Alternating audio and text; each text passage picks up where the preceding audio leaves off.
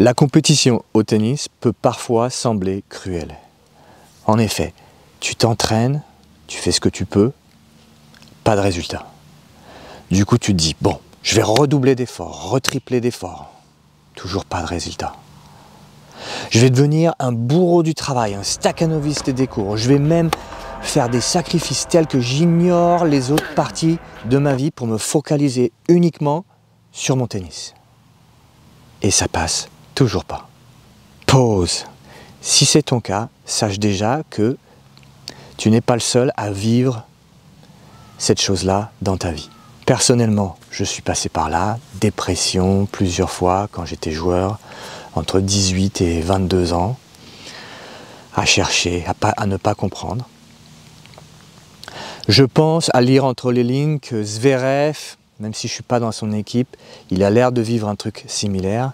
Quand il rentre de tournoi, direct, il s'entraîne 6 heures par jour. Et c'est pas pour dire que l'entraînement ne porte pas ses fruits. Regarde jusqu'où il a été. 2e mondial. Bravo, hein. Bravo. Exceptionnel. Et en même temps, il y a une étape, même pour lui, pour aller plus loin.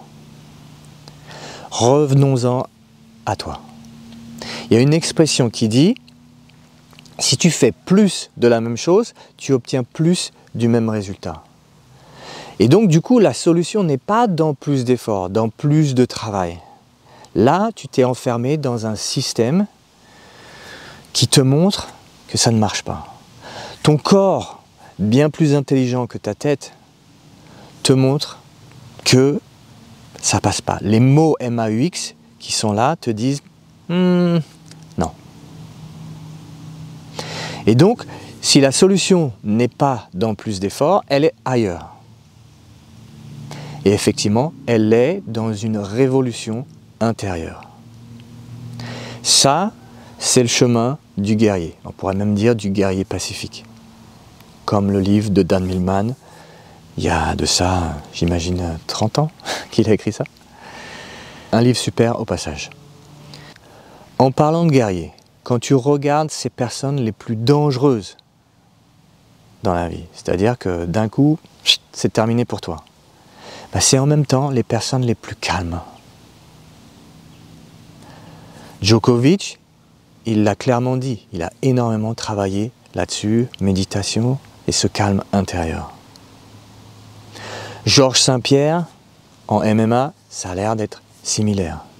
Rickson Gracie, pareil, similaire. Super livre d'ailleurs, hein, qui s'appelle Breathe, que je te recommande aussi. Voilà, les samouraïs, les traditions dans ces domaines-là nous montrent que toutes ces personnes-là avaient la même chose, un calme à toute épreuve. Mais le calme, c'est la face émergée de l'iceberg. Derrière le calme, il y a le Graal, cette chose dont tous les maîtres spirituels nous parlent depuis la nuit des temps, qui est la paix intérieure, le détachement. Qu'est-ce que ça veut dire? Ça veut dire que quand tu as cette paix intérieure, quoi qu'il arrive, c'est OK. Quel que soit le résultat, c'est OK. Il n'a plus autant d'importance. Parce que tu sais que moment après moment, tu fais ce que tu as à faire. Tu vis ce que tu as à vivre. Tu es la personne que tu souhaites être. Et donc ça veut dire que tu as du courage. Quelqu'un comme Zverev, pour en revenir à lui, beaucoup de commentateurs disent « Ah, mais il devrait aller beaucoup plus au filet. » Oui, peut-être, sûrement.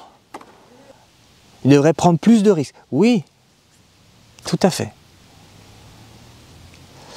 Et, à mon avis, la solution n'est pas dans « Ok, entraîne-toi à monter au filet. Ok, attaque plus. » Parce que je suis sûr qu'il le fait déjà. La solution, elle est d'être à l'intérieur, d'être OK avec soi-même pour que ça glisse. D'ailleurs, en parlant de glisser, Gaël Monfils, Wimbledon 2025, dans une des interviews qu'il a fait, il a dit « Pour moi maintenant, la défaite, je glisse dessus. Dès que j'ai terminé, dès que j'ai fini mon tournoi, hop, je joue au Lego avec ma fille. » Magnifique. Et donc on parle d'harmonie intérieure, d'équilibre dans ta vie. C'est un chemin. C'est un chemin qui demande d'aller à l'intérieur, d'aller s'écouter. Et c'est un chemin qui peut prendre des années, voire des vies entières.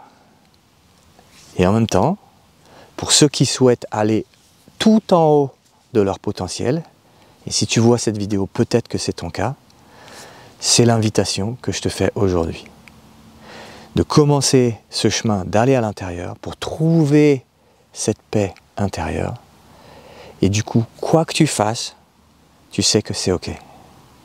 Quoi que tu fasses, quelles que soient les décisions que tu prennes, souvent dures d'ailleurs, un guerrier est capable de prendre des décisions difficiles dans sa vie. Et bien c'est OK. Bon chemin à toi.